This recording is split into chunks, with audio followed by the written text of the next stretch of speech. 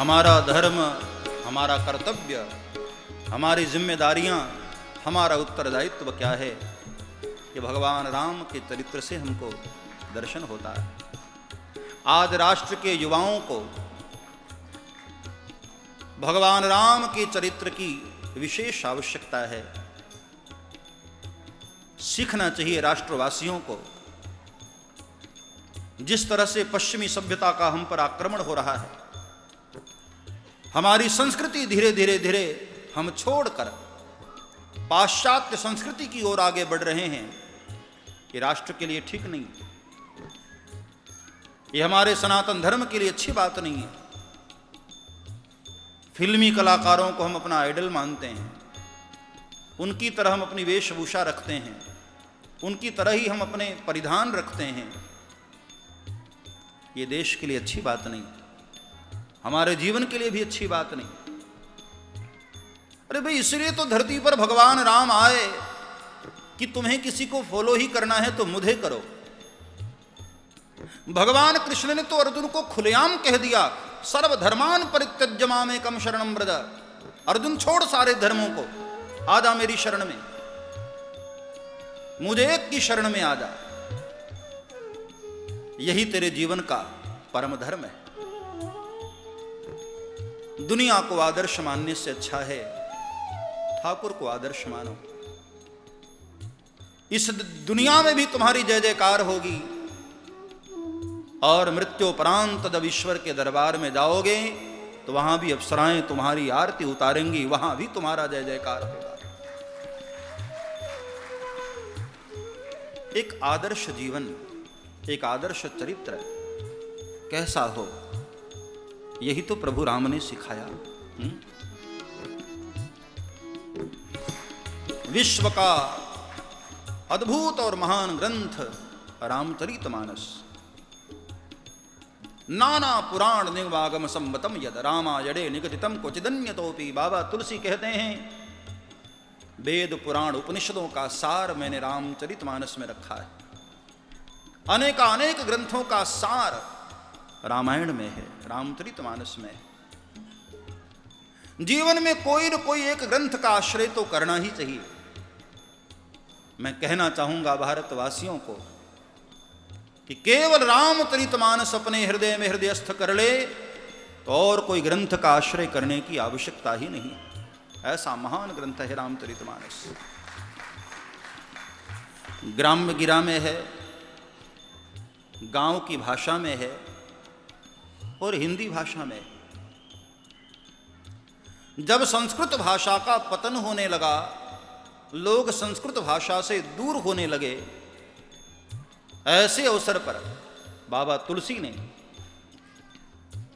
पौराणिक, ऐतिहासिक, भौगोलिक, वेदांतिक और वैदिक बातों को देहात की भाषा में, ग्राम्य गिरा में बाबा तुलसी ने रामचरितमानस के रूप में प्रकट किया।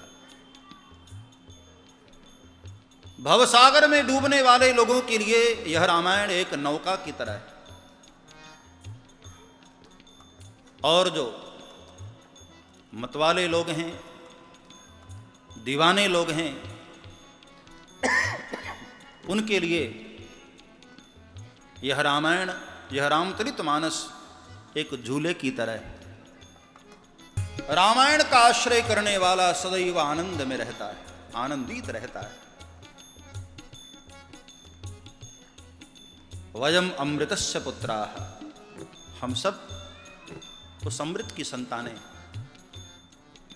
रामचरितमानस का आश्रय करने पर सदैव हृदय आनंद से भरा होता है।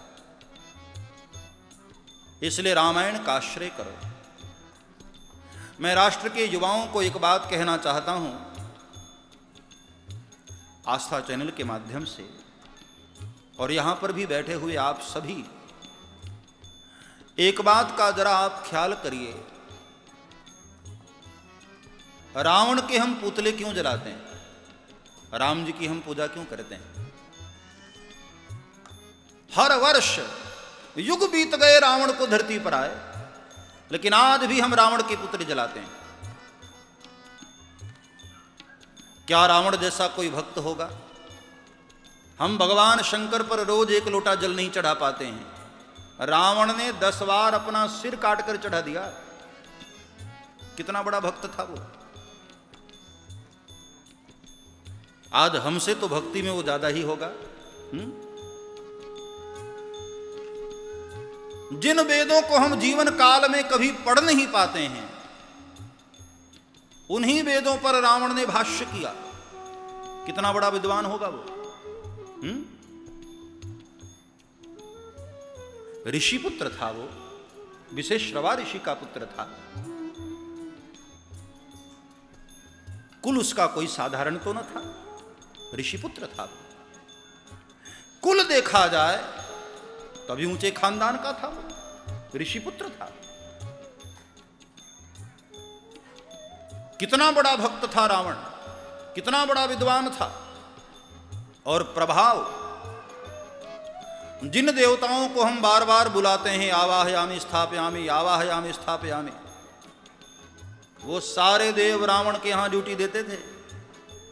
ब्रह्मा जी की ड्यूटी थी सुबह सुबह वेद पाठ करके रावण को सुनाना, और उन्हीं वेद मंत्रों को सुनकर के रावण की नींद खुलती थी। कितना बड़ा प्रभाव था। और कभी कभी तो रावण के दरबार का कर्मचारी ब्रह्मा जी को डांट देता था। ब्रह्मन्नध्ययनश्चनैः समयः तूष्णीं बहिस्थीयताम्। ब्रह्मा जी बंद करो इस वक्त वेद का पाठ, हमारे मालिक साहब सो रहे। साधारण कर्मचारी, क्या प्रभाव था रावण का। फिर भी हम रावण के पुतले जलाते हैं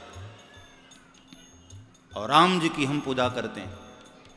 इसका मतलब यह है, केवल एक गलती के कारण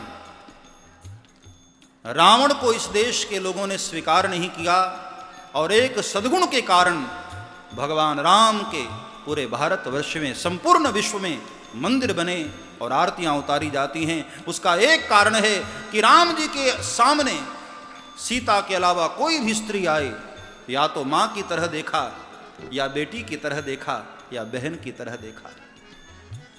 हमारे देश में चरित्रहीन की पूजा नहीं, चरित्रवान की पूजा है, जो कि आज राष्ट्र के युवाओं को अत्यंत आवश्यक है। जिसका चरित्र दिव्य हो गया, उसका पूरा जीवन दिव्य हो गया। परमात्मा ने मनुष्य जीवन दिया है मेरे भाई बहन, तो कुछ करके जाओ दुनिया से। करोड़ों लोग रोज जन्म लेते हैं और रोज मरते हैं, कौन किसको याद करता है। लेकिन कुछ आत्माएं ऐसी होती हैं, इस धरती पर से चले जाने के बाद भी समाज उनको याद करता है, आंसू बहाता है। अपने जीवन को ऐसा आदर्श बनाओ।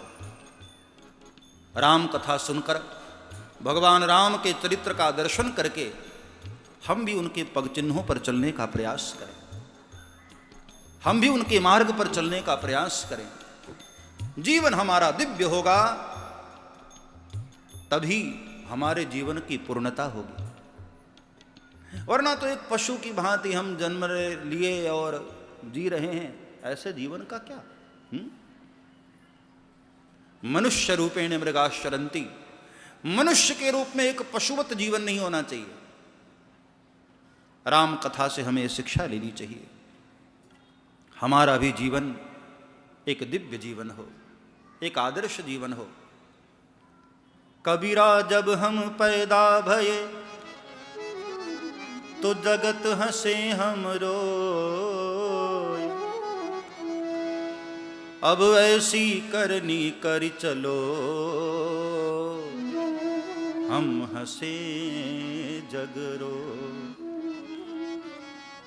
कबीरा जब हम पैदा भये, कबीरा जब हम पैदा भये, जगत हंसे हम रोए। अब ऐसी करनी करी चलो, हम हंसे जग रो। जीव का जन्म होता है तब वो रोता है। परिवार के लोग हंसते हैं, खुशी मनाते हैं, कुल का नाम रोशन करने वाला आया, हमारे कुल का दीपक आया, चिराग आया। लेकिन 100 साल रहने के बाद जब दुनिया से जाने की बारी आए ना, तब यही क्रम नहीं होना चाहिए। अब ये क्रम बदल जाए। ऐसी करनी कर चलो हम हंसे जग रोए। संसार को छोड़ करके जाते वक्त तुम्हारे मन में कोई ग्लानि न हो, कोई दुख न हो। सब्सक्राइब करें श्री चिन्मयानंद बापू जी के YouTube चैनल को और हमारे वीडियोस को सबसे पहले देखने के लिए बेल आइकॉन को दबाना न भूलें।